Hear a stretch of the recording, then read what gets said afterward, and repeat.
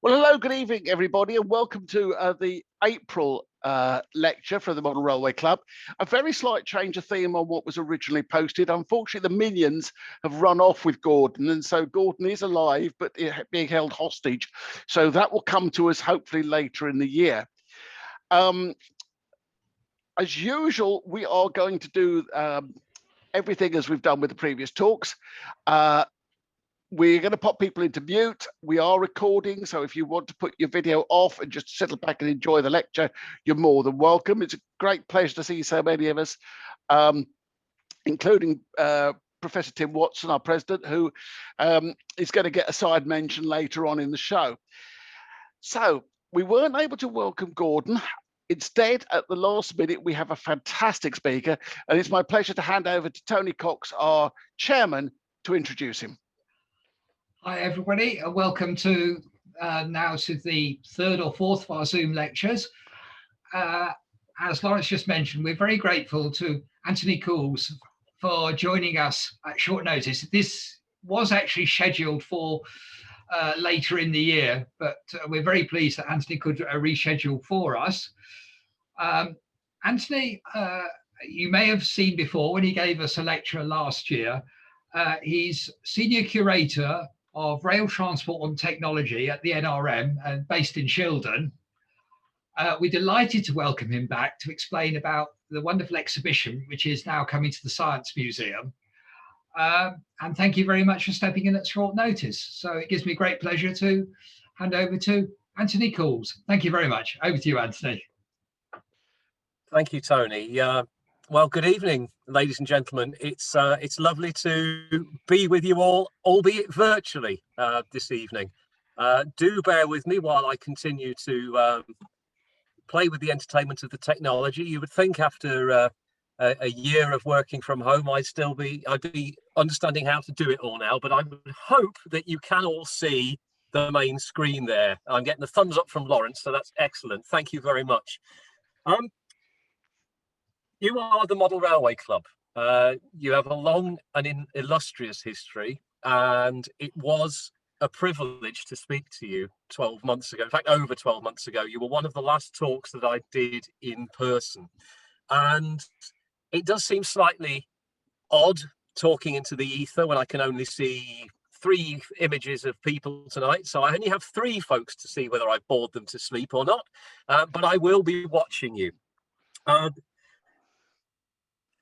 Steel and Fire is the exhibition that I'm speaking to you this evening. I've subtitled it A Century of Model Trains. It might be A Century of Model Locomotives, call it what you will. I'm not going to get hung up on calling it a loco, a train or whatever, because there's going to be all sorts of things this evening. And this is almost the prehistory of where we get to be now with our Bachmann, our Hornby, our P4, S-scale, various offerings that we have.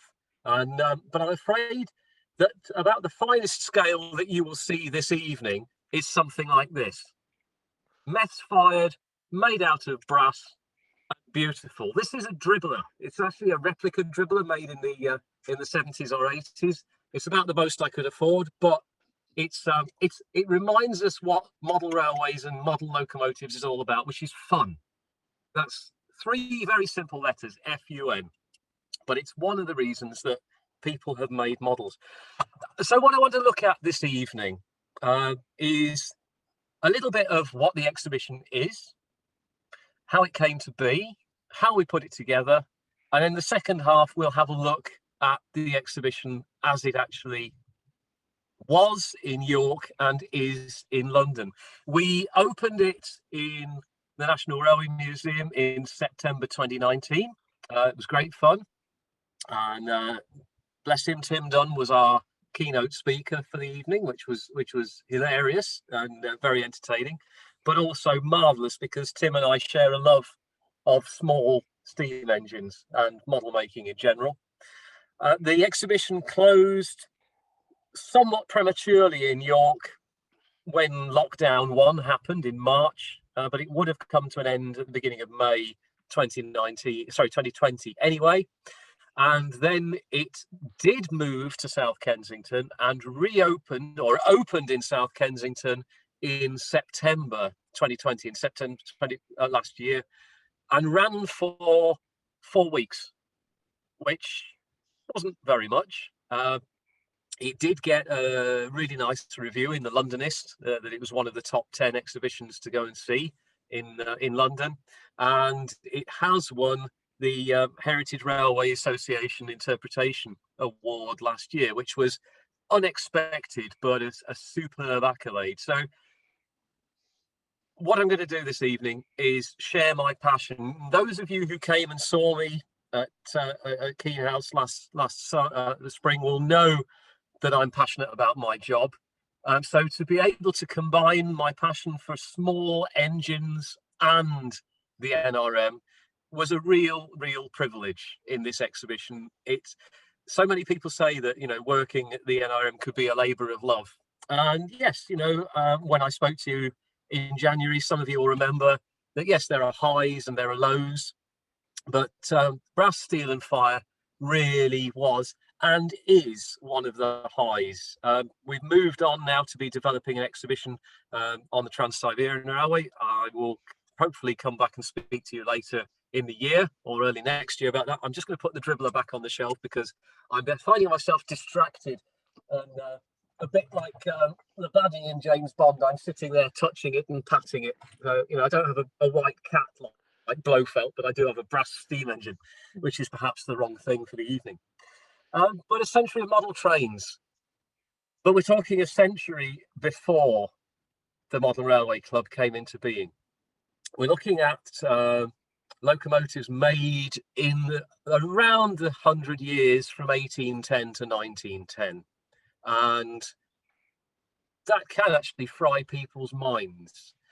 We're used to, specifically and particularly in the last 70 to 80 years, making high fidelity, very faithful replicas of the real thing. And what we have in Brass, Steel and Fire is a mixture.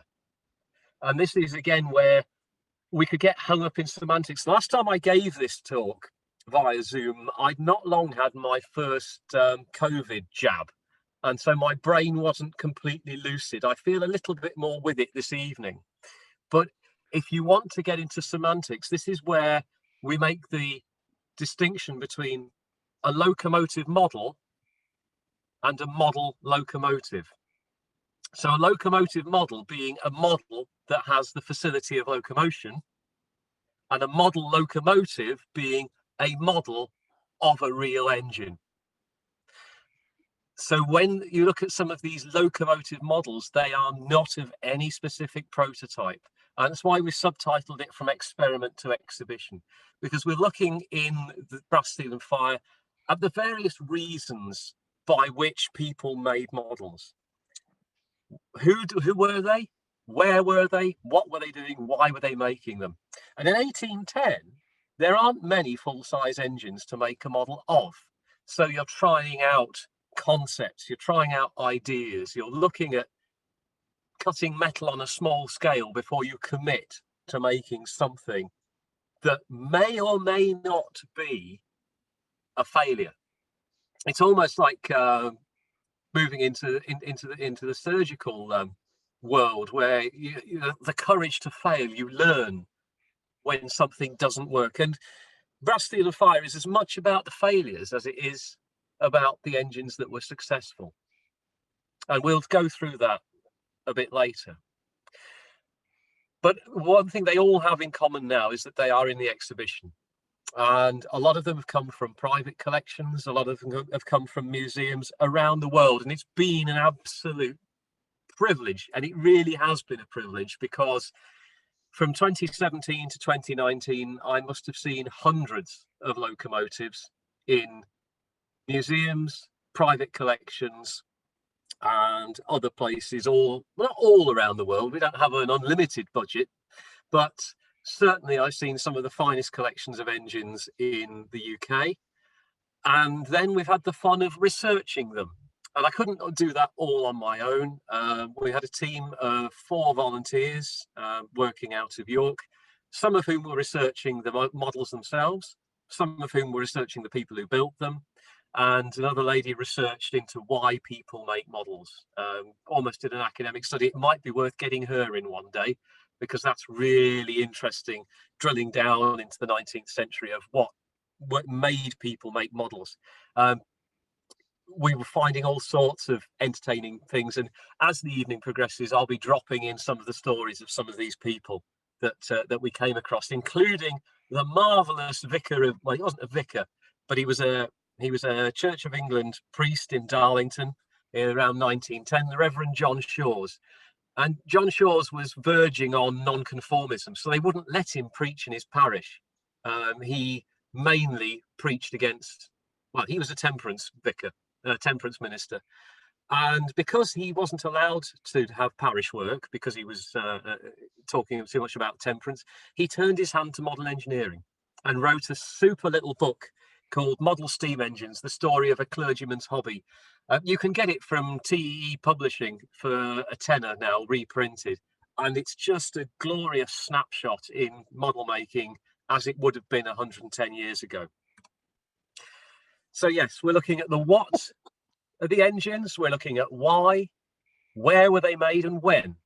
Well, the when's quite easy. I've already said we've got a snapshot between 1810 and 1910. Where? Anywhere. Kitchen tables, workshops, clockmakers, scientific instrument makers.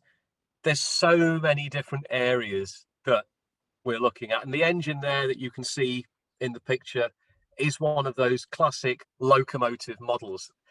I somewhat teasingly refer to it as the world's oldest Mamod. It shares with the Mamod steam engine that it's fired by spirit, and it was actually, we think it was made down the road here in Shildon by a clockmaker called Joseph Robson. We think he made it probably for William Headley at Wylam to examine how the twin cylinder steam locomotive might work. And you can see on that model there, it has two vertical cylinders. It is very clearly the work of a clockmaker. It's a beautiful piece of workmanship. And you know, you marry this onto another model you'll see a little later, and you have Puffing Billy. And it's there to try out a concept. And yet this is part of the research that this exhibition allowed us to do. The last book that was published solely on model steam engines of this type was written by the late Jonathan Minns in 1973, whilst well, how shall we put it, I wasn't outside in the world. I think my mother was currently walking round with me, but you know, it's in the, before I was born the last time this book was done, and there was a lot of, how shall we put it, received wisdom in Jonathan's book, because that's what they knew at the time. And Jonathan Minns bought this engine on the Portobello Road in the late 1960s, and it was in a little wooden box, and it said, model of Hackworth Saint-Péray. Well, if any of you are into the Liverpool-Manchester Railway, you'll know that that has nothing in common with Saint-Péray whatsoever. But that's what the box said it was. So for many, many years, that's what the engine was shown as in the old engineerium down at Brighton, the Brighton and Hove Engineerium. When the engineerium closed in the early 2000s, the contents went up for sale, and my predecessor, Jim Rees, realised that this model was really something quite important. And like I say, I'm getting a little bit tied up on one particular model already, and I'll make no apologies for that, but I know we've got a lot to get through. It just goes to show how much research there is in these things, as well as, you know, what we already know. And this engine has had a forensic examination. It was 3D scanned, it was X-rayed, it went to the Department of Materials at Oxford University. They've analysed the pollen that was in the boiler to find out exactly where it was from. And that's shown it to have this origins in the northeast here. Really, really fascinating. I won't go into that now, but that just goes to show some of the what, why, where, and when. So what is this? It's a twin cylinder model. Why? To show that, to try out the concept of twin cylinder locomotives. Where was it made? Well, about 500 yards from where I'm sitting, because we know where the guy lived and when, around 1810. So this is the oldest engine that you will see this evening. So we look at why models were made. Models were made for experimentation, as we've seen that previous one. They were made for pleasure. Now, whether that was the pleasure of making or the pleasure of operating or playing with, it doesn't really matter. And that's where you get people who were apprentices making them. You get people who, like our vicar, we have a Nottingham lace maker making engines, all sorts of folks. Or selling, when it's selling ideas. We'll come across a bit later the compressed air locomotive of Arthur Parsi. And Arthur Parsi built this model of an engine to the broad gauge, as it would have been, with 2 compressed air vessels. He patented the idea, took it to the directors of the Great Western Railway, said, "Isn't it great?" And in the parlance of my teenage daughters, the directors of the Great Western Railway came back with the phrase, which I think these days the teenagers say is meh. So the idea had no legs. They tried selling the concept. Other engines, people were developing things like, you'll see again, James Crebin, who was a stalwart of the Society of Model and Experimental Engineers in London. You'll see one of his engines later. Crebin developed a friendship with Churchwood and other engineers at the time, at the turn of the century, and was invited to go and take some of his ideas to Swindon to speak to apprentices and others at the Mechanics Institute. And it's said that some of his ideas on things like the side control bogies on Great Western 4-cylinder engines like Kings came out of some of Crebin's work. But we wanted the exhibition to be more than just locos. I've seen so many wonderful things. I just didn't want it to be serried ranks of, here's a case with 6 engines in, there's another case with 6 engines in, there's a case with 10 engines in. Some of them are red, some of them are blue, and they've all got brass shiny bits. I wanted it to make a connection and a resonance with people. So that's why we talk about people. We talk about the pioneers. So we talk about Trevithick and Hackworth and Stevenson, and some of the other pioneers as well. You'll meet a 16-year-old apprentice who was apprenticed to Timothy Hackworth in 1836 and made an engine which is still steamable today. We'll come on to that shortly. Places, not just the town where they were made, but like we were saying, the areas where in the home, where in the workshops, what else were they done? We have a super book, or I've got a book in my collection which I've lent to the exhibition, and it's called Engineering for Young People or something like that. It's a bit like that dangerous book for boys that you can buy, and it has this most wonderful first chapter on setting up a workshop. You know, how to place your benches and where to put a lathe and the best sort of Holzapfel lathe to buy. And then it has a couple of paragraphs that says, if you are not fortunate to possess a room where you can set a workshop up, you can still run a lathe in the parlour. However, you must make sure that all oil spots are wiped off the table. Otherwise, it will be a source of vexation to the maid. And I just thought that's wonderful. It's a super snapshot of what people were doing. You know, I've been guilty of painting and lining out engines on the dining table because I don't have a workshop. And that's one of the sadnesses of lockdown. I've got so many projects. I don't have a workshop. I don't have a bench. And yeah, spray painting steam engines in the front garden is very much a fair weather activity. But we wanted to look at the places where people were making them and the circumstances. So again, we've got a Nottingham lace maker who is making steam engines out of the materials he has to hand. The other products, looking to the crossover, and you can see there the advert from Chadburns of Sheffield, optical and mathematical instrument makers. And there's a barometer on the wall, there's a telescope, dividers, a Fowler's head, all sorts of instruments, a globe, an hourglass, and then there's a beam engine there, you'll see, and a little vertical engine and a ship, and right in the middle at the bottom, a steam locomotive and a carriage. And Chadburns are but one of many makers who are using the model steam engine. We talked about selling earlier, and this is a way of selling their skills, selling their wares, saying, aren't we great?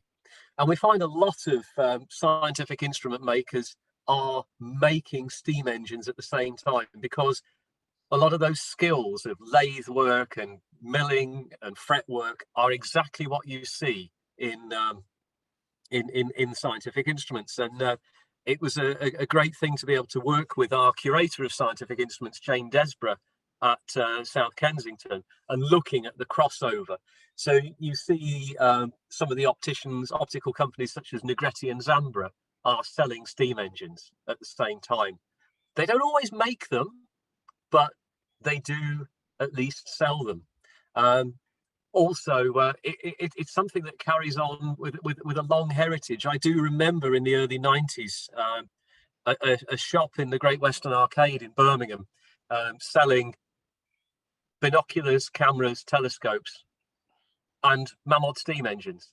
I suspect that was probably the very last shop of its ilk, and certainly it made my crossing town to connect trains between New Street and Snow Hill so much more entertaining to go. But like I was saying, we were looking at using supporting objects such as this Chadburn illustration. We have this original advert in our collection, and it's now on the wall on display in South Kensington, showing how there's a crossover between modelling and other materials. So we also have tools in the exhibition. We wanted to bring it up to date and contemporary. How do you make a model?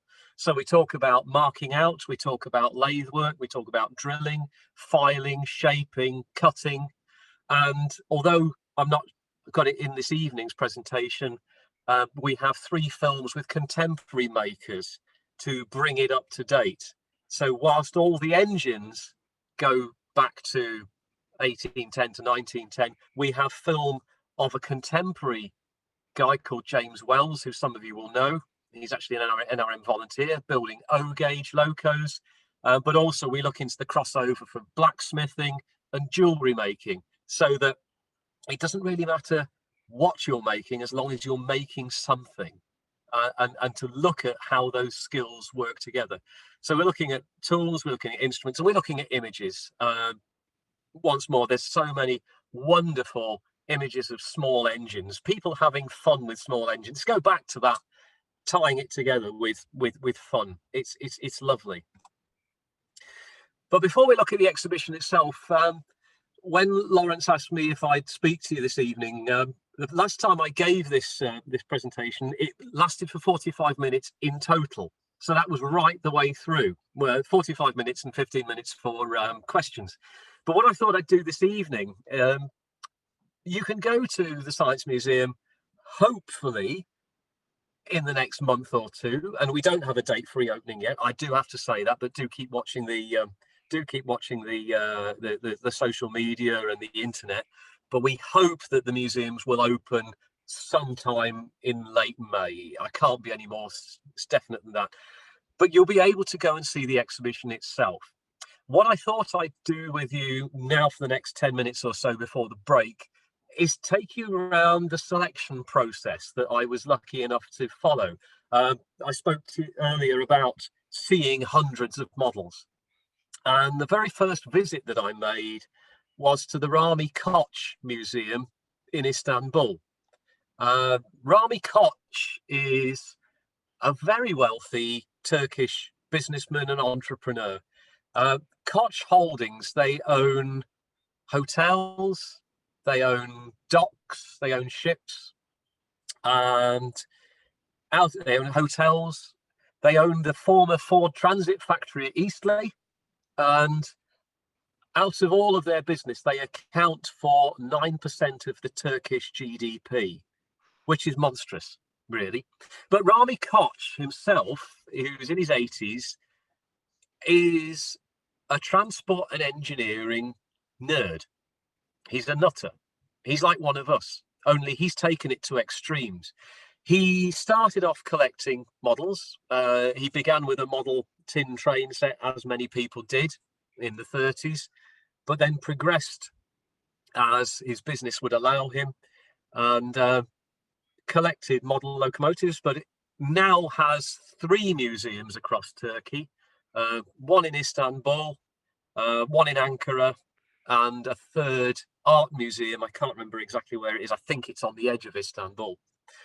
But he's collected all sorts of things. He does have 2 ocean-going steam tugs. He has a submarine, 5 full-size Turkish locomotives on the standard gauge, a number of aircraft, a Routemaster bus, and a Marshall steamroller, amongst other things. It's wonderful. It's a superb museum. It's like South Kensington gone wrong.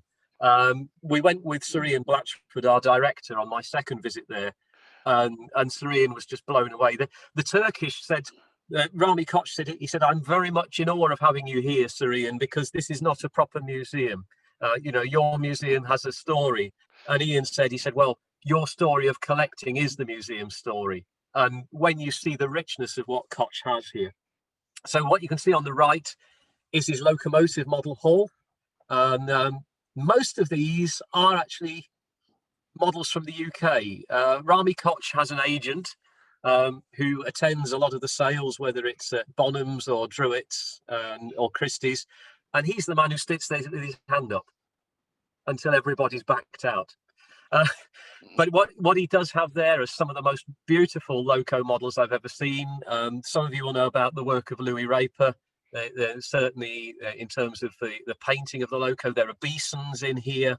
And what you can see in the middle distance is a 7¼ inch gauge big boy, which came from, I can't remember the name of the railway, somewhere down south of London. Not Great Cockrow, but one of the other ones. Anyway, wherever it was, it's come from the UK. So there's a lot of really lovely stuff there. But because Rami Koch was working with Jonathan Minns as a consultant, Jonathan Minns brought his eye to it.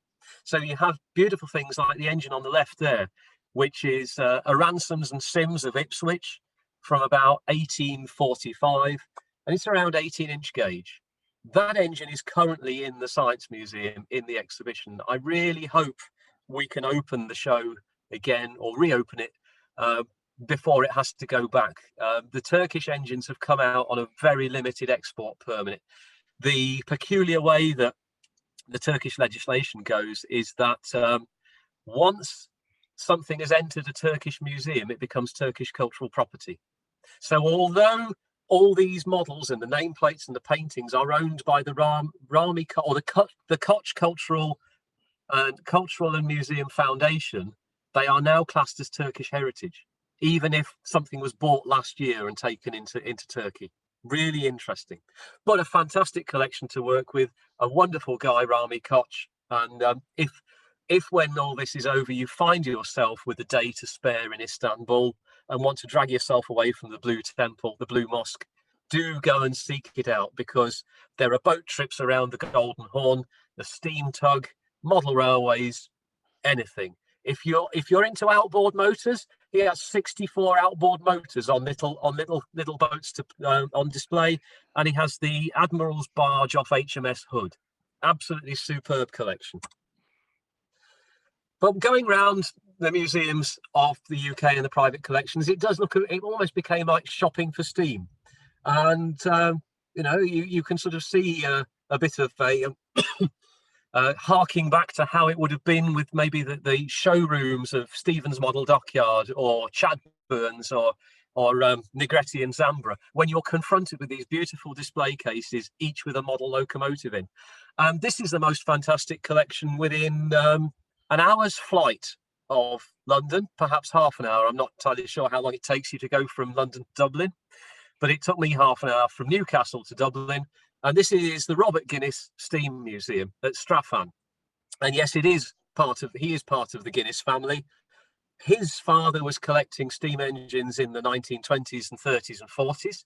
1947, he offered this collection to the Science Museum in South Ken.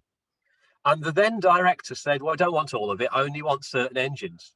To which Mr. Guinness Senior said, "Stuff it, I'm going to keep them." And to his credit, Mr. Guinness's son, Robert, who now lives in Wallingford, but shares his time between Wallingford and Dublin, has opened this wonderful museum at Strafan, which is about 15 miles out of Dublin. It looks like it's ecclesiastical. The building is the former chapel from Inchicore Railway Works. So it's lovely. And what you see there is maybe 30, 35 models. Each has a wonderful story to tell. We have a couple of them in the collection, and you'll see one of them shortly. But what you can't see is in the main nave of the church, which is over to the right, there are 8 or 9 full-size stationary steam engines, beam engines, marine engines, distillery engines, all run on steam once a month. Absolutely amazing collection, and the most beautiful gardens outside. But like I say, this is where business and pleasure really become blurry, and I have to be careful not to have enjoyed myself too much. But you find yourself looking at these so often, and many themes of models come out. You know, people today, everyone jokes about Hornby Flying Scotsmans. Everybody's got one. In the 1850s and the 1860s, everybody seemed to have a Jenny Lind 222. I think I've seen probably 8 or 9 large-scale Jenny Linds in the last couple of years. And of course, the one that I've seen far more than anything else, and not long before Rapido did it, is the Stirling single. And I found myself, every museum I went to, every private collection had at least one Stirling single. But there's a story as to why. And some of you will know, just another Stirling single, is it? Well, see the brass plate on the splasher there? I told you part of the story is about the builders. H.J. Wood, maker, 185 Oxford Street, London. Not too particularly unremarkable, you might say. But that's Henry Wood, father of Sir Henry Wood, father of the Proms. And amongst the private collections we've seen is actually Henry Wood's model of the Stirling single in a train set that he made for his son, later Sir Henry Wood. Wonderful things. We have a Henry Wood single in the exhibition, only it's not badged on its plate as Henry Wood. I mentioned earlier about Negretti and Zambra, the optical instrument makers, the opticians.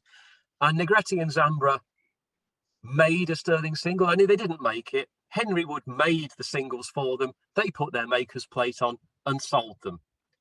Part of that wonderful people story, and part of the story that we tell through the exhibition, and part of the joy that I had in going through everything and researching. And it became almost like they say, you know, which of your children is your favorite?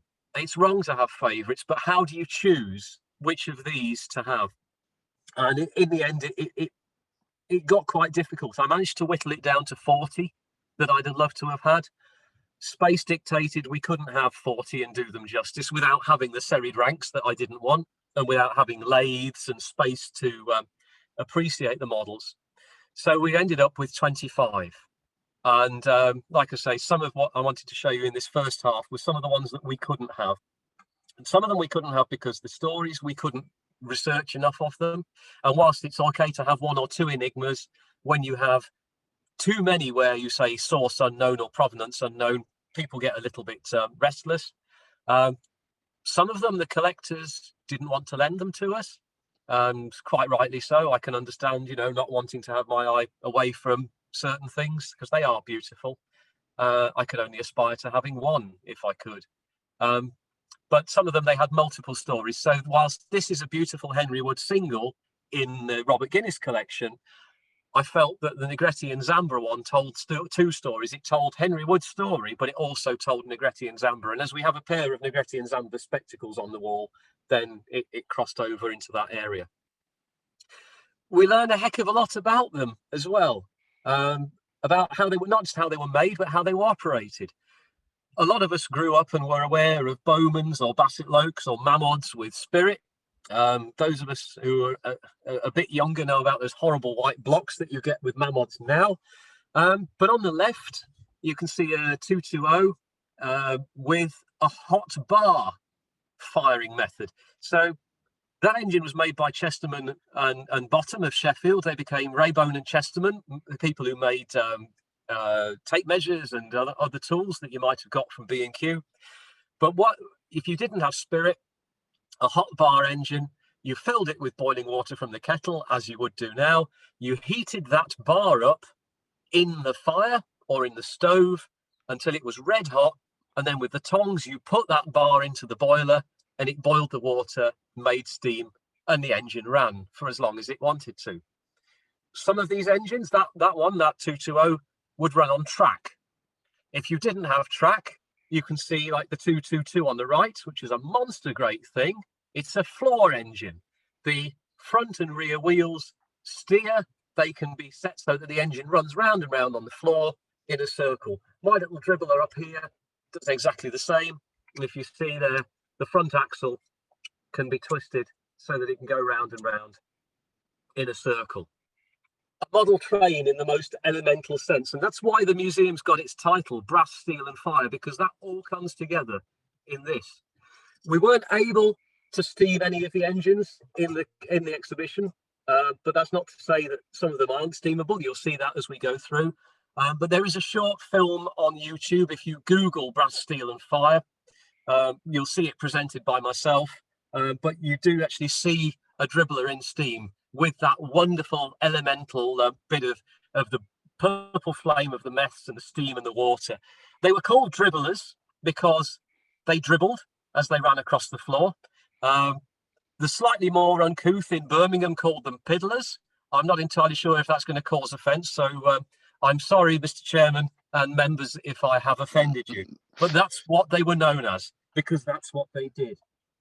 And just part of that wonderful story, you know, who'd have thought of it? There's no Pico set track, there's no C&L, there's no, you know, copper-clad sleepers. So what do? You make the train go in circles round on the floor. Marvellous. Getting on a little bit more towards, I won't say fine scale, but fidelity. What do? You build a model of the latest engine in your that passes by.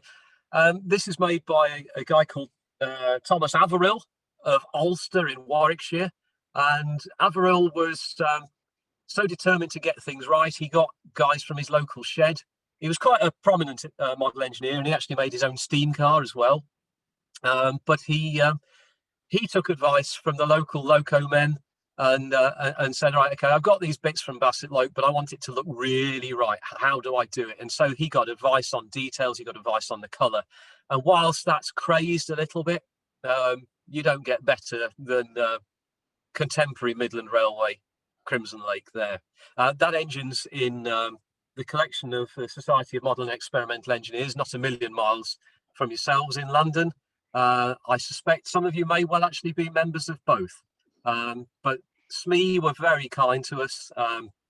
Their archivist, Anne Hatherell, a lovely lady with a real interest in the subject, and very accommodating. And that compound should be in the latter part of the exhibition in London, because when the Turkish models go back, the Southeastern and Chatham Railway 440 that was built by its driver will be replaced by this model of the compound. There is the, as I said about you can never have too many Stirling singles, there is the Negretti and Zambra single that is now in the exhibition at York with its Negretti and Zambra badge on, but quite clearly a Henry Wood loco. Behind it is another Henry Wood, a Great Northern 240, which you might wish to shrink and run on Copenhagen Fields at some point. But this is in a gentleman's pavilion, not a million miles from Wetherby, where the gentleman sits and drinks very fine scotch and watches the cricket with these locos to his side. Again, a very generous man who allowed us to borrow the engines for display. But when you're confronted with such as this, it really does become an embarrassment of riches. Another reason that people made models was to show their skill, not just apprentices, but as part of their I don't know, relaxation away from the day job. And whilst this isn't a model of a loco, this has railway connections in that it was made by a London South Western railwayman at Ashford and presented in an industrial exhibition by him but an exhibition organised by the LSWR, and that's the certificate that's in the display case. Shows that it attended this exhibition of work at Ashford sometime in the 1870s, I think it was.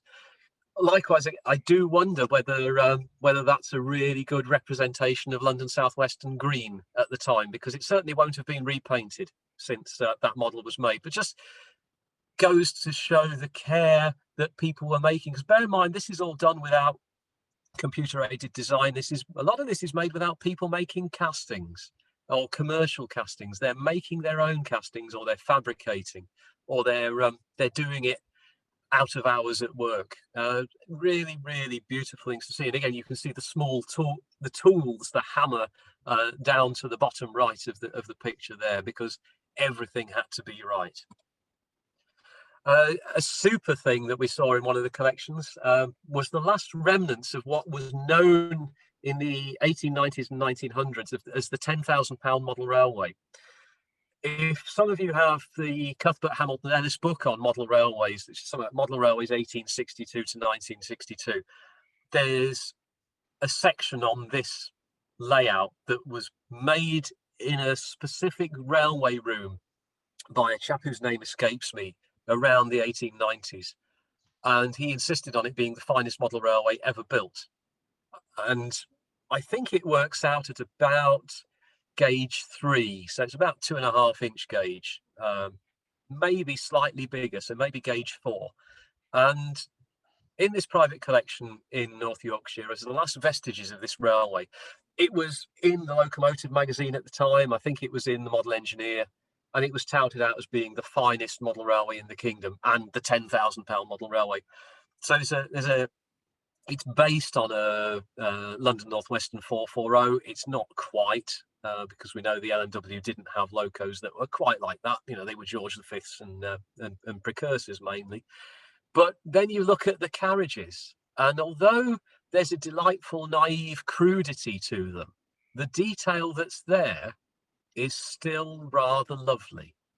You've got drop lights, you've got blinds on the window, you've got upholstered seats, you've got carpet. In the brake van, there's the area for the guard, but underneath the guard's bench is a dog box. Have you ever seen the dog box modelled in a carriage before? I never have. And as much as anything, this was one I really wanted to show, but the cost of having it in a case would have been so prohibitive, we had to let it go. So I share it with you as something beautiful. And again, there's a reference, you know, how much closer to LNWR livery can you get than something that was made at the time? Somebody will probably tell me that, you know, Phoenix Precision got it better, but, you know, I can't argue with the man who was there. And it just sort of runs a parallel to a story I was told, that I remember at a traction engine rally in the 80s, where there was quite a scruffy looking Fowler traction engine from 1900. It had never been painted, and it won the best in show. And the various people said to the engine judge, how can you put that the best in show? And he said, well, Mr. Fowler's men put that paint on in 1900. I can't argue with that. So yes, there might be a bit of fading or that, but it has a beautiful period feel to it, which is just wonderful. But as we move towards the break, I thought I'd share with you the ultimate railway room. Yes, there's no models running around it, but this is another of the gentleman collectors that I visited.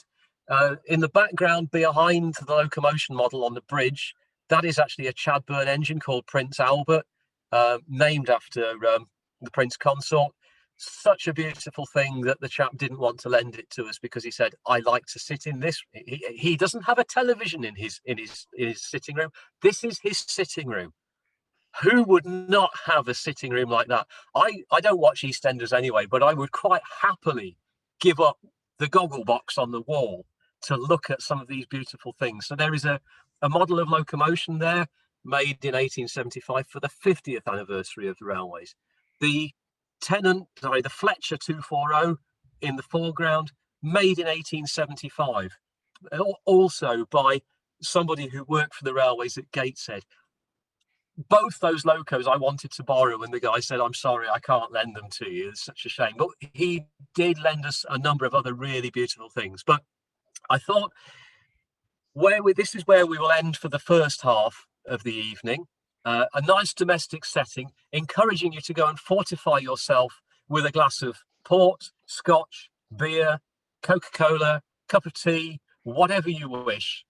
And when we come back in, I think, about 15 minutes time, we'll look at the exhibition itself and some of the stories of some of the models that you can see when the exhibition reopens.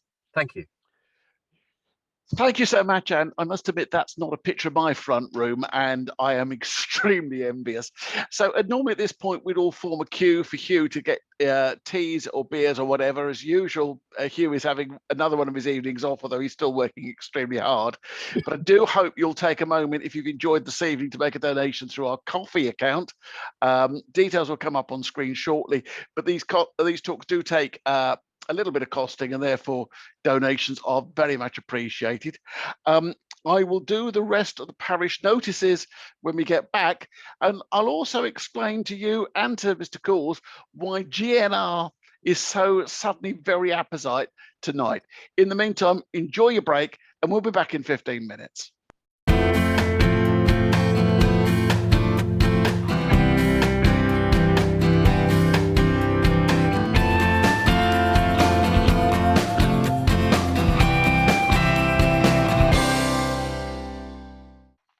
Well, welcome back, everybody. We hope you had a very good break. Thank you to those of you that donated through the coffee channel. And I do hope that if you're enjoying yourselves and you haven't yet donated, you'll remember to make a donation before the end of the evening. Just a few parish notices, but some of them are quite exciting. First of all, because we lost some of the lectures at the start of the autumn due to COVID, we've added a May lecture. Now, for those of you that have been in the club for a number of years, you'll remember Bembridge, one of our very, very special layouts. And I know the late Alan Blackburn was very heavily involved in it. We are presenting, therefore, on the 13th of May, 5 Go to Bembridge. It's a presentation from one of our members who is now resident on Ascension Island and who wouldn't normally be able to speak to the club. So through the wonders of Zoom, we're traveling to Ascension Island to learn about Bembridge. Now, I'm sure you all enjoyed the Copenhagen Fields team's fascinating insight. It's amazing that a layout that's been in production for almost 40 years is actually using so much that is at the cutting edge of technology. First of all, you may well have seen in the Railway Modeler today, where there's a wonderful 2-page spread about the team, or on World of Railways, that we are now offering a very, very limited number of backstage passes on the 10th and 11th of July. You will get a chance to go around in a very small group. It's a maximum of 6. You'll be able to go backstage. And I believe, having met the team, you may well have the opportunity to drive on Copenhagen Fields.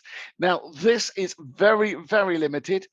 We are making a charge of £15 per person towards club funds. That will include refreshments ahead of your trip downstairs. But we are keeping this very, very personal. 2 days, 6 people a session between 10 and 4. That is a very limited number of people. That is now available to book on the club's website. But lastly, as Tim showed us during the Copenhagen Field session, we have produced now a special run from the King's Cross Station Refreshment Club mugs. We have, I think, about 90 of these left. We started with 100 this morning, and I think already 10 have gone. So they are extremely popular. They're extremely authentic. In fact, we're now going down to 89 because we've decided that in the spirit of fraternal friendship, we're going to send one of these to our speaker tonight. However, for the rest of you, these are available again on the website, but get in early because they are selling very, very fast. This leaves me with one last date to mention, and I will come back to this at the end of the session, because Coulls has got another date in mind for the 1st of May. But in the meantime, it is my privilege and pleasure to hand back to our speaker, Mr. Anthony Coulls. Thanks very much, Lawrence. And yeah, I hope you are all fortified with the tipple of your pleasure, and haven't managed to send anyone to sleep yet.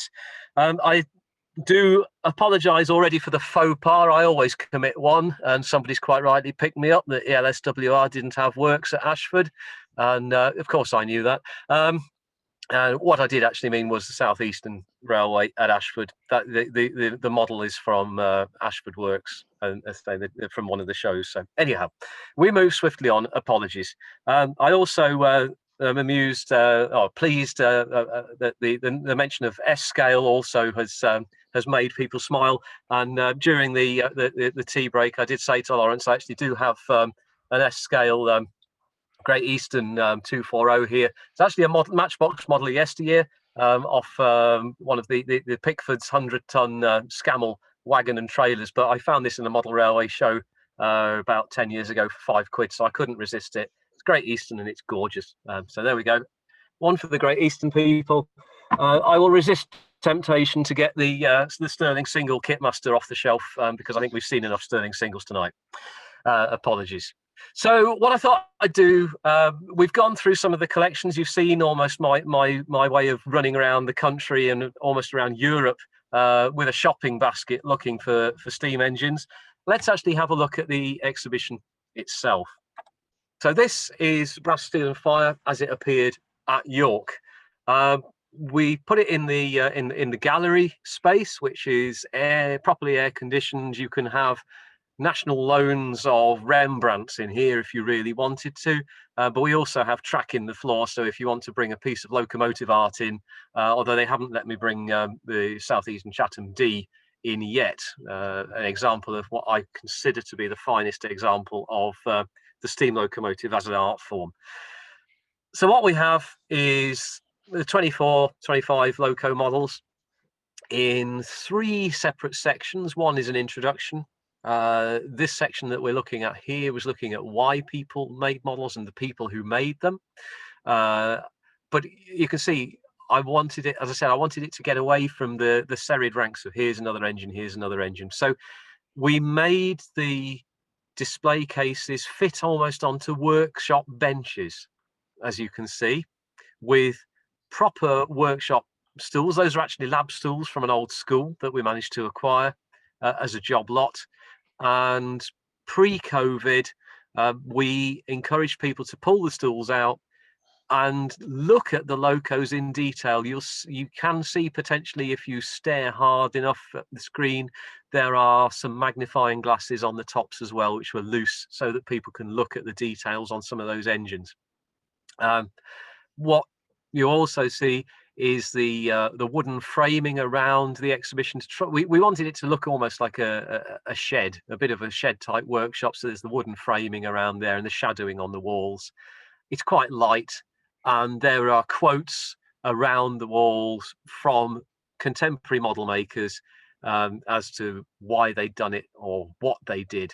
So I can't remember who the quote is there on the right, about a relief and a relaxation. But each suite of benches, or each bench, looks at a particular type of model as to why. And you can see right in the middle there, every so often people offer the NRM half-built models or model components, or somebody turns up with a box of bits in their boot and says, we think you'd like this.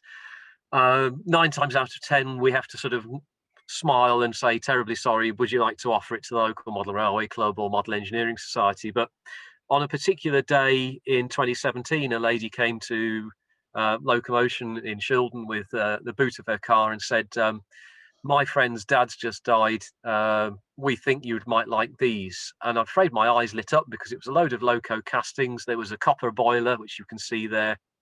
And I said, I'm really sorry, we can't really take them to display as a finished locomotive, because there are a number of different bits in there, but we would like it to show part of as part of the models exhibition for Brass, Steel and Fire, as in the components that go towards making a live steam engine. So what you have there are wheel castings, a copper boiler, a brass dome casting, and a few other bits and pieces on some of the other tables as well. The contrast between a fitted bolt from Flying Scotsman and a very small 4BA bolt as used in a model engine. And that first row that you see in front of you is almost the locomotive as folk art, model made for pleasure. And without going into huge detail about them all, from right to left, on the right is Apollo, which was made by the Nottingham lace maker, almost from coffee tins and scrap brass. And then, in fact, I'm not going to go right to left. I'm going to go from the right to the extreme left. There's a Bristol and Exeter Railway broad gauge 222 from the Robert Guinness collection, bought in Exeter by Guinness's father from the chap who made it. Yes, it's based on a Bristol and Exeter 222, but that's where the similarity ends. The livery, it's all brown and crimson lake. There's no black on that engine. There's no green on it.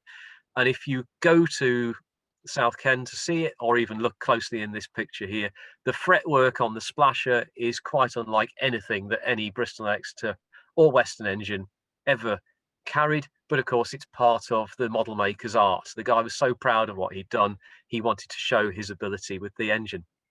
And the ultimate, of course, in that is reflected in the little green engine in the middle, which is a model of Rocket, in that it has a tall chimney. It says Rocket on the side. It's an 022, but there the similarity ends. It's got a tall chimney. It's painted green. It's got a fleur-de-lis on the side of its crimson smoke box.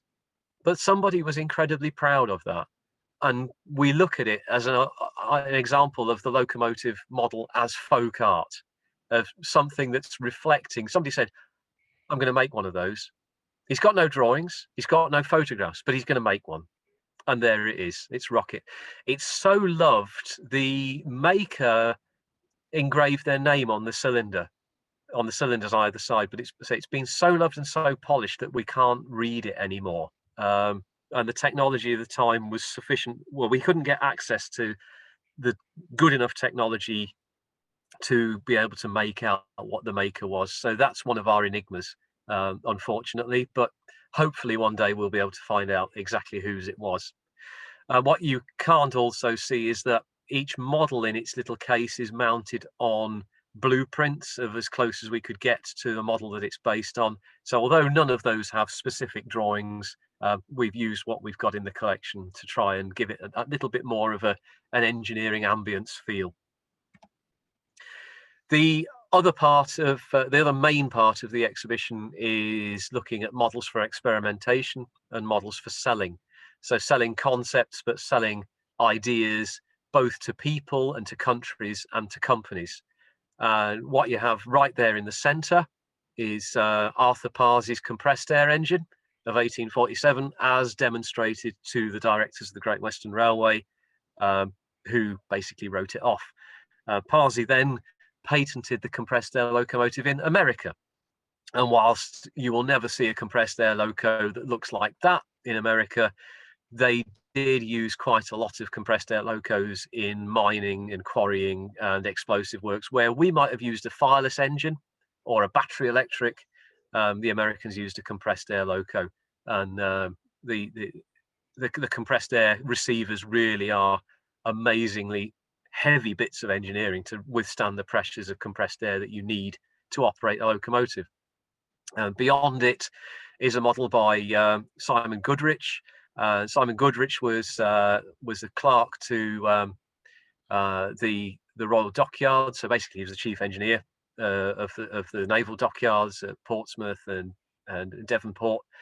And Goodrich was in correspondence with people like Stevenson, with Matthew Murray, with Blenkinsop, and his correspondence is in our archive at the Science Museum Library at Rawton. And he describes some of the experiments that he does with his engine, and he's writing to, he never built a full-size loco, but he's experimenting with principles, with hanging springs off the safety valves to see what happens, with doing different things if he sets the crank axle, if he sets the crank at a slightly different angle. So we all know about quartering engines. Goodrich was doing all sorts of odd odd degrees and odd numbers. And again, you can't see it, but beyond that is Cosmo Bonser, which was an experimental engine in 3.5-inch gauge made by Jim Crebin, clerk to the Bank of England, but model engineer and one of the founders of the Society of Model and Experimental Engineers. Cosmo Bonser is a 460, but it's not based on anything in particular. It looks a bit like a B12, but it's been a 442 in its time. It's had a Belpaire firebox. It's got a round top firebox. It's been an oil burner, and Crebin was using it to try out concepts. And like I said at the beginning, some of Crebin's ideas were taken on through people like Churchwood and railways on the continent as well. Bear in mind that a lot of our loco engineers we never read about in our UK railway histories because they went out to the Commonwealth and became locomotive engineers on railways in Chile and Africa, India, and all over the place. And into that fact, to that end, in the middle distance is an Egyptian 220 tank engine, which dates from about 1855. Again, this is let's see what you could acquire, you could buy for your railway. But on the right, we go right back to the beginning. That's where our clockmaker's engine, the Robson twin-cylinder machine is. There's also William Headley's carriage to show that you could couple 4 wheels together for better traction on wheels, on railway wheels. And then the first model locomotive, or the oldest model locomotive in existence, which is Salamanca. And we'll come on to that a little bit later. But for me, we talked about people, and were it not for this exhibition, we wouldn't know about this. So you look at it and you say, well, what's a vertical steam engine doing in an exhibition on model locomotives? Well, it's as much for, this is actually a railway engine, or it's a model of a railway engine, because in this neck of the woods, when the railways were young, not every steam engine pulled trucks on rails along directly. They pulled them up inclines. And this engine was made in 1836 by a 16-year-old man called Thomas Greener of Etherley. Etherley is about 4 miles that way from where I'm sitting. And Etherley was one of the inclines on the Stockton-Darlington Railway before it got to Shildon, where the locomotives carried on. And Thomas Greener was apprenticed to Timothy Hackworth. He was one of a dynasty of enginemen. His father ran the winding engine on the Etherley incline, and very unfortunately was killed. One day he was oiling it up and he got pulled into the gears that the engine drove the winding drum. But young Thomas was set on the path to, I would say, glory, but once he'd finished his apprenticeship, he went on to establish a carriage works in Darlington, also becoming a coal merchant and other things, and rose to the dizzy heights, but always took this model with him to remind himself of where he'd begun and where he'd started. And it has a little brass plate on the end of it that says Thomas Greener, maker, Etherley, County Durham, 1836. Why he always kept it with him to remind him, we know, because his business interests, he overstretched himself. He made 1 or 2 unfortunate errors of judgment, and in the 1880s was declared a bankrupt. But he managed to keep the model.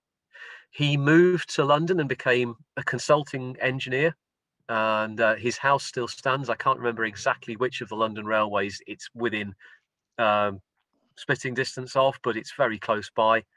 But he kept the model engine within the household, even when he retired, and it moved out of his family to another family in the south of England. But the reason I'm showing it's part of the collection isn't just the story of Greener, which is nice because it links in with our collection, because Greener was such an influence on a mover and shaker with the railways in the 19th century that we have his portrait in the NRM. But this is the oldest working steam engine model in the world. And you say to me, yes, but and you've just shown us an 1810 twin cylinder engine. You'll have older beam engines in the collection that are models. Yes, we do. But this engine was in steam on the 2nd of October 2019. It runs in steam. It was a hot bar engine. You can see the hole in the middle of the flue where they'd have put the hot bar out of the fire. But it's been adapted to run with a gas burner, and its owner, I'm trying to remember his name now, Dr. Tom Walker, he's based in Reading. He has demonstrated it in steam at public lectures about the Greener family, and it's fascinating. If you go back to that little bit of film on YouTube that I talked about earlier, you will see this engine in steam because we filmed it for the exhibition. So yes, somebody did write to Sir Ian Blatchford and say, how dare you say it's the oldest working steam model steam engine in the world, because you've got older ones and I've got older ones in my collection. And I turned around and said, when did you last steam yours? The fact that this engine has steamed within the last 18 months, I think is something remarkable. And when it comes out of the exhibition, Tom Walker will steam it again. He had it professionally restored and conserved for the exhibition, and I would argue it's probably in the best shape it's been for at least 80 years. But a lovely, lovely piece, and a conversation piece, as I've just made it. Learning. This engine is very much also in the headlines at the moment. This is Invicta. Unfortunately, you won't see this at South Kensington because this was an engine that the owner didn't want to lend to us at first, and then we hit, in the initial stages at York, we hit Turkish bureaucracy, and 3 Turkish engines couldn't make it over. So we went back to this private owner and said, would you lend us Invicta? And he said, yes, I'll lend it, but only for York because it's 6 months and I do want it back. So when it arrived, or when we looked at it initially, we thought this is all a bit odd. It actually has a Science Museum accession number painted on the front of it, 1929-713. And we thought, well, that's a bit odd. How's it got a Science Museum number? So John Liffin, who is our emeritus curator now, some of you may know him, super chap, went and delved into the archive and found that this engine had been lent to the Science Museum in 1929. And the story behind this connects with that Fletcher 240 you saw in the gentleman's living room. Because Edward Fletcher was an apprentice to Robert Stevenson, and was at Robert Stevenson and Company when Invicta was built. He built Invicta at 4th Street in Newcastle in 1829-1830. It's likely that he built this as well at the same time. This is a contemporary model of Invicta, because Edward Fletcher then left Stevenson's and went down and drove Invicta on the opening of the Canterbury and Whitstable and became their loco super for the next 7 years, at least. And then rose to the heady heights of Northeastern Railway chief engineer by the 1870s when he's designing those beautiful big 240s with the 6'8" driving wheels. But in the meantime, this engine, I can't remember which institute it ended up with, but it went from the Fletcher family to one of the mechanical engineering institutes, who promised it to the Science Museum, but then sold it in the 90s to the States. It made its way back from the States to a private collector in the UK. And when we told the private collector the backstory of it, he was absolutely over the moon, because this engine suddenly had a meaning to him. And it's been used by Dr. Michael Bailey and his associate John Glitherow, because in the last 18 months, the pair of them, you may have heard of them, they've done various archaeological surveys on early locos in this country, including Rocket. They did an archaeological survey, an engineering survey and history of Rocket. And they've just done one on Invicta, as it now is at Whitstable Museum, and it's just been published. I got a copy arrive last week, and they devote a chapter and a number of comments to this engine, where they believe it is so close to how Invicta was when it was built that it had to have been built at the same time, most likely by the apprentice hand of Edward Fletcher. So if you want to know what Invicta looked like on the opening day of the Canterbury and Whitstable, complete with wooden wheels, you're looking at it there. And it's just a beautiful, beautiful thing. It's one of those spine-tingling moments when you look at a model and it starts to talk to you, because if we hadn't seen that, we might not know what Invicta looked like in color. There's a black and white photograph of it in the records at the Science Museum, but it's been in private collections and all over the place until recently. Now we know where it is, we know what it is. It's been offered up against the drawing, And actually, it's really, really faithful. We talked earlier about how super detail doesn't really come in, but in this occasion, it does. All the riveting, the stay riveting, spacing, everything, it's perfect. I'll stop whittering now, but if we did say we had favourites, this certainly would be one of mine. As is Topsy. Topsy, some of you will have seen it in the pub at the Festiniog Railway. A beautiful little thing. And Topsy was made by the workshop foreman at the Boston Lodge Works, along with the engineer for the Festiniog Railway, Charles Spooner. And it ran around the garden at Spooner's house in Portmaddock, and was seen at the Fairley trials, 1869, 1870, when the double Fairleys of George England, well, little wonder, was trialled out on the FR to show the concept of narrow gauge. And there's a figure of 8 round the garden at Bronnergarth, which was Spooner's residence, and this engine was also demonstrated at the same time. There is a contemporary report of gentlemen engineers on their knees watching this go around. But of course, the thing that that we need to bear in mind is that in 1869, 1870, this is a hotbed of technology. The narrow gauge railway as a concept is very, very new, and people from South America, from India, from Africa, from Russia attend the trials of the Fairley and see this engine, and within a decade you have narrow gauge and double Fairleys around the world. And we're very indebted to the Festiniog for lending us Topsy for the exhibition. A lovely, lovely little piece, and again, something that I'd be absolutely delighted to have on the mantelpiece. This is the exhibition as you will see it in London. The quality of photography has changed because that is an official NRM photograph. I should explain also in the background, there's Cosmo Bonser again, Jim Krebbin's 460. And Simon Goodrich's 4-wheel twin-cylinder engine with the bizarre safety valve at the middle of it. But that's a very sharp photograph. This is off my point of shoot, taken in the height of lockdown in November. My only day in London, my only day on a train since lockdown, and I haven't been on a train since then. I was asked to go and make a film for one of the funders, the supporters of the exhibition, because we had funding from various institutions, some of whom couldn't get to see it. And I was put in my own little bubble all the way from Shildon to South Kensington, including a private car, not a taxi, from King's Cross to South Ken. All of you who live in London, you'll have seen London as it was. I've never seen anything like it, with going straight across Leicester Square and through Theatre Land with all green lights and not a person in sight. But we made the film, which you will see on the internet. And because I didn't know whether I'd see the exhibition again, I just took some record shots on my point and shoot. So it's a slightly different format to how it is in York, but the layout and the feel is similar, although it's dark rather than light. You can see the wooden framing to give it that workshop feel. And there again is Apollo from the lace maker and Rocket there from our unknown maker. One of the other Turkish engines we were able to bring in was Fire King there from 1847 by Josiah Evans of Haydock in Lancashire. So what you might say, one of the stories we were telling was about apprentices.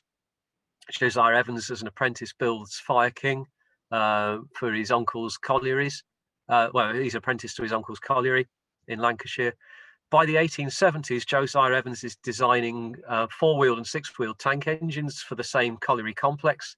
And if you know Bellerophon on the Foxfield Railway, owned by the Vintage Carriages Trust, that is made by the same Josiah Evans in 1874.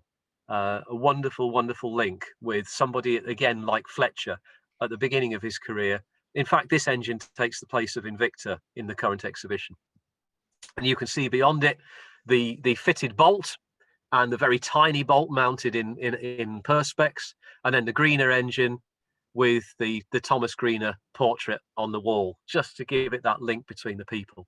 In the distance is Topsy, and on the right, sorry, in the distance you can see here the Young Engineer, which has that wonderful description of vexing the maid with your lathe. plus a couple of copies of The Model Engineer, an Amateur Electrician, which I happen to have floating around, which, if you haven't read them, they are wonderful things, if not just for the articles, but for the adverts of what people were making and creating. The Amateur Electrician, I don't think I'd be allowed to get away with that. But also a lovely little book from the 1870s, The Model Steam Engine, how to buy it, how to make it, and how to use it, by a Steady Stoker. They always had wonderful pseudonyms, didn't they? They didn't put their names to who it was, and just lovely bits of ephemera from the time. Moving into the agents of change and selling ideas. So there you see the Robson model, the twin-cylinder model, next to Headley's carriage. So you put the two of those together and you have Puffing Billy or Wylam Dilly. And then next to them, the model Salamanca from Leeds Museums, which is the oldest model locomotive, we believe, in existence, 1812, 1813, contemporary with the full-size locomotives on the Middleton Railway in Leeds. And to show the transfer of technology from that, there's a replica wheel from the 1880s, cast off the original patterns for the Blenkinsop rack locomotives. The exhibition at York finished with Rocket, and Rocket, as you know, moved from South Kensington.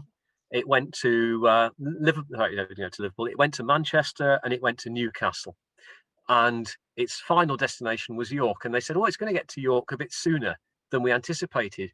Can you see how it would fit into Brass, Steel and Fire? And I said, yes. I said, bear in mind that model making in its original form, when you're trying out concepts, has no scale.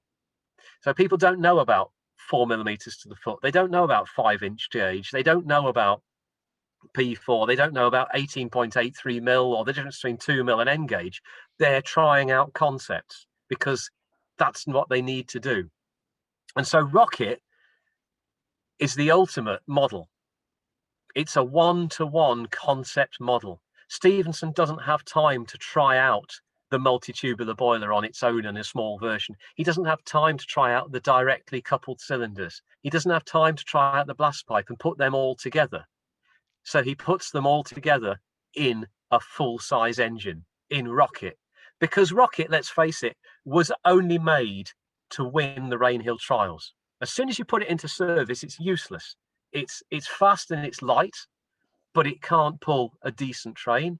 Rocket, in the form that it was in 1829, it has no smoke box, so it clogs up with ash and cinders at the front end. You can't keep the paint on the chimney, and it's altered within 6 months to the form that you see it now at York.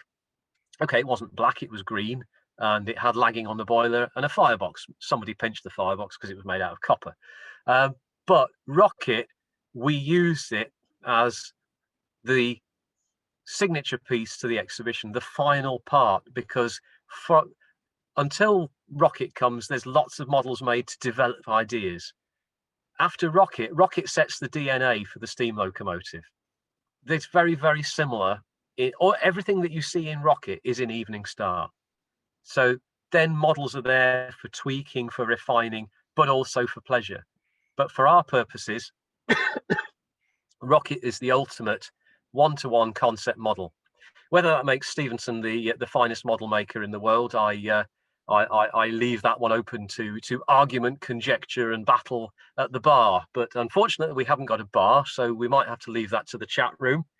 But ladies and gentlemen, it's been a pleasure to share my pleasure with you. Thank you very much. Fantastic, Anne. Absolutely fantastic. Now, we've had a few questions coming in. You've said that all being well and Boris's path being maintained, you hope to reopen the Science Museum exhibition element in about May. When will it then be there until? We're hoping that the exhibition will run till the end of August. And like I say, we don't know when we're going to be allowed to reopen. Obviously, we're working on this plan that I think the next announcement is something like May the 17th. So I would hope within days of that we will know where we are. But it's very much a fluid situation. But we've certainly say we haven't publicised it hugely, so I suppose that's a bit of an exclusive scoop. But the exclusive scoop being that when we reopen, the exhibition will run until the end of August. That's fantastic. And is it recommended that we all need to pre-book? Yes. Okay. Yes. So that's absolutely fantastic. In the meantime, of course, you're then teeing up for your next one in at the National Railway Museum, aren't you, with the Trans-Siberian? And hopefully we'll get to talk to you about that later on in the year. So you've talked about these fantastic collections that were in Turkey and some other wonderful places. Did you go to places like Pete Waterman and Fawley Hill to find stock for the exhibition? We didn't go to Pete Waterman because the majority of his collection is a lot more recent, quite contemporary. Certainly the 7mm stuff. His live steam, a number of it was sold off at Druitt's. I think it was about 5-6 years ago. There were a couple of older pieces there, but that was pre. Put my brain in gear. Pre this exhibition being fermented. Whilst we put this exhibition together, we did have the very good offices of a chap called Tim Armitage, who is a collector stroke dealer and has some of the most useful connections. So he had the way into a lot of the collections. I already knew Fawley Hill. I've been to Fawley a couple of times. You know, Lady Judy would allow us to see some of the bits and pieces there. But again, the late Sir William's collection didn't have a huge amount of really early stuff that we were chasing for the exhibition. Whereas some of this stuff that had been at Christie's 50 years ago and then appeared in a private collection was really quite stunning to be able to have access to those. So yes, Tim acted as my guide, my signpost. There were far more collections than I've been able to show you this evening. Some of them I've also not shown you out of deference to the privacy of the owners, and I've also not named some of them.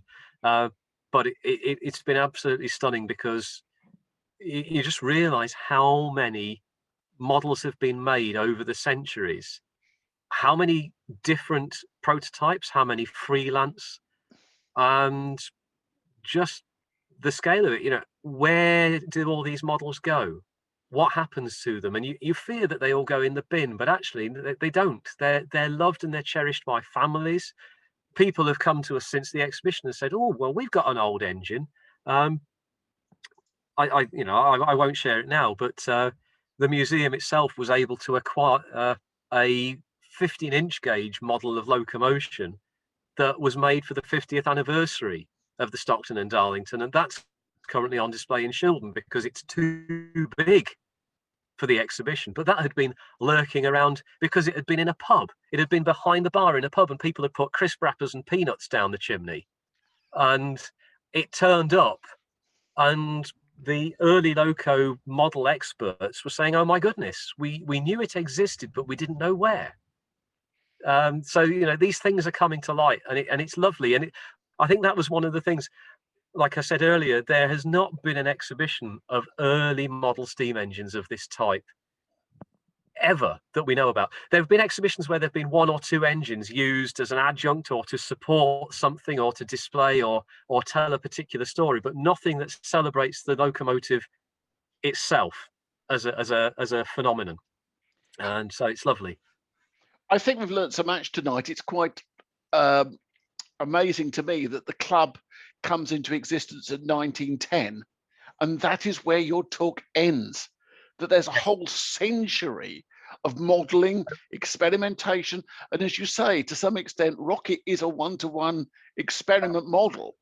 So it is absolutely fascinating. Well, this is why we drew the end as around 1910, because after 1905, 1910, you begin to get people like LBSC and Henry Greenlee and Bassett Loke. I won't say popularizing it because that makes it sound like I'm belittling them. I'm not, because you know, everybody who bought LBSC drawings or Kenyon's patterns, Kenyon's castings or Bassett Loke castings, everything is beautiful that people have made. But we were looking at when people didn't have castings necessarily, and they had to do with what they could find or measure or wherever. So, you know, it was very much trying to tie it in, because if we got to 1915, we'd have had to tell the story of Greenley and Bassett Loke. And I'd like to think that that's something for another time, perhaps. I think it is. So, last question. If somebody waved a magic wand and you could take home just one of these models you've seen, which model would you most love to own? Oh, it's Invicta. It's Invicta. It's absolutely lovely. It's a beautiful thing. I do actually see there's a comment in the chat saying Invicta is in Canterbury Museum, not Whitstable. At the risk of sounding awful, it is in Whitstable. It moved to a new museum in Whitstable last summer, along with one of the winding engines. So do look out for it. whitstablemuseums.co.uk, I think it's at. But you'll see it there.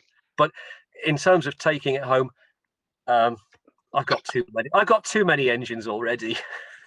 And of course, you're giving them an airing, because what many of the club members don't know is that last May, your daughter had the most fantastic idea, and you put on the first virtual Twitter Steam rally. And we've got another one coming, haven't we, on the 1st of May? We have. So yes, all right. If it's toy time, you know, it's if we can't have full size Steam rallies and whatever, what we're doing is encouraging everyone to get your mammods out, get some meths, go in the garden, burn some meths, make some steam, and post pictures of them across the internet. And yes, last year we had 10,000 people join in across the world. We raised about £4,000 for charity, and had a lot of fun. And I think that's what it's about. Whether we're in our club situations, missing exhibitions, missing club nights, missing running sessions on our own railways with mates, it's the closest thing we can do of getting everyone together and sharing our love. And yes, whilst it's called the Twitter Steam Rally, it's no holds barred, whether you've got a Land Rover or a Lister D or an Astor Gauge 1 in the garden or P4 in the kitchen. Everything is welcome. It's a broad church. I work for the National Railway Museum. I drive a steamroller, but I love beam engines. I love paddle steamers. It doesn't really matter. Everything is fantastic. And yes, thanks, Lawrence, for the plug. But May the 1st, Twitter Steam Rally. We are also doing mugs. we're doing T-shirts. We're doing rally plaques. We're doing all sorts. But yes, it should be a lot of fun. Thank you. Yes, I've definitely got the mug from last year, and this year I will get my plaque. So, dates for the diary. In 2 weeks' time, our very good friends from Bow Works will be taking us through another group night. Then, as I said, Saturday the 1st of May, we hopefully will all be joining in with the second virtual Twitter Steam Rally. And then, as I said, on the 13th of May, our very good friends from the original Bembridge group will be giving us a lecture, 5 Go to Bembridge. In the meantime, it just leaves me to thank Anthony Coulls for stepping in at the very last minute and giving us an utterly fascinating evening. And I hope you'll show your appreciation to Anthony in the usual way. Thank you. I've never had silent applause before. That's great, though. Thank you very much. It really is appreciated. In the meantime, ladies and gentlemen, we're going to go off just to finalise some last-minute paperwork, and we look forward to seeing you again in 2 weeks' time for Bow Junction. Thank you very much.